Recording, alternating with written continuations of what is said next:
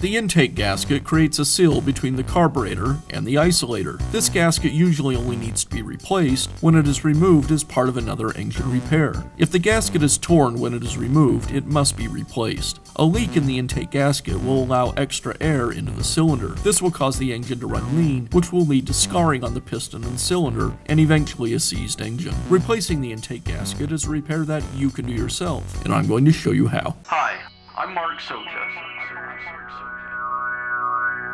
Do-it-yourself repairs like these are easier than you might think. From lawn machines to cordless drills, kitchen mixers, Outdoor grills. our how-to videos walk you through each repair from start to finish. So doing it yourself means never having to do it alone. Let's get started.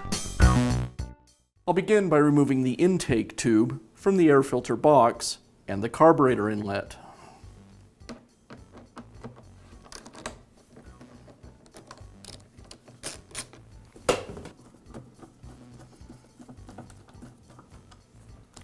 With the clamps loosened, now I can pull the tube away from the engine. Now remove the two screws that secure both the intake and the carburetor.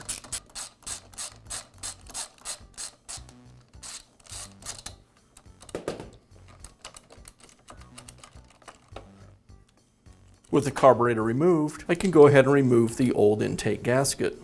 You may need to use a scraper to clean up the isolator. Now I can install the new intake gasket. I'll thread the screws back through the intake and the carburetor.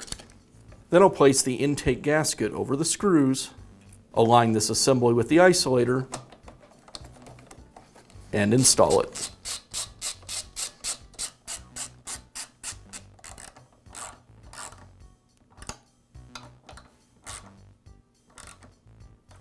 The diffuser snaps into the intake, and now I can slide the tube over the intake and the air filter box.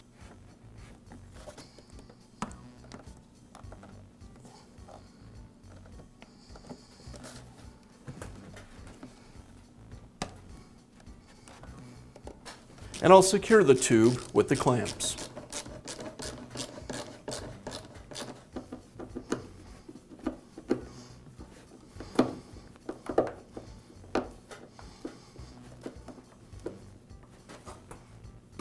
And that's all it takes to replace the intake gasket on your small engine. Be sure to check back often for new videos and expert advice. If you found this video helpful, give us a thumbs up